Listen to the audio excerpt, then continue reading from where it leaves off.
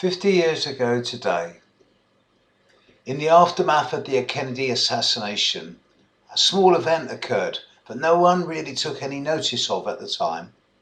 But it was the start of something that changed the world forever. And as I say, in the aftermath of Kennedy, no one noticed. But at 5:15 in the evening, in London, on the 23rd of November 1963, Doctor Who was born.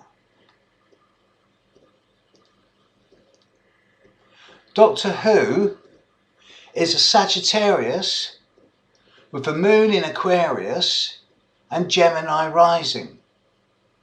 Doctor Who has a lot of planets: the Sun, Mercury, perhaps Venus, Mars, Ceres and Neptune, Vesta, all in the 6th house of duty and service. And the Sun in Doctor Who's chart is unaspected at 0 degrees of Sagittarius. What this says is that Doctor Who is essentially alone. Remember that this is a guy who, in order to wipe out the entire Dalek race, also had to wipe out his own race and destroy his own planet. And he's doing typical 6th house penance all of his life, doing guilt and being alone and persecuting himself for the idea of being alone, I think. And yet, Doctor Who also has a really interesting conjunction of Venus and Mars together in Sagittarius on the descendant. As in, isn't it interesting how Doctor Who has always had a companion, but Doctor Who would not be Doctor Who without that companion, without that trusty, loyal friend or friend, normally of the opposite gender, because Venus and Mars opposite the ascendant.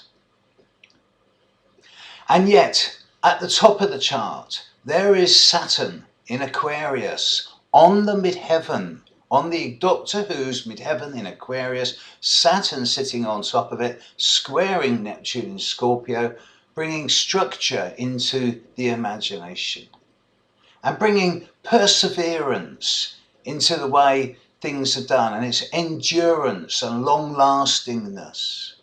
So Saturn is a really helpful addition here. So Doctor Who is essentially alone, but he's also needful of companionship. He's needful to do penance. He's needful to go and save the world. And now at 50 years old, Doctor Who is reaching an age where he's finally becoming mature enough to reach out to the entire world. So on his 50th birthday, they say life begins at 40.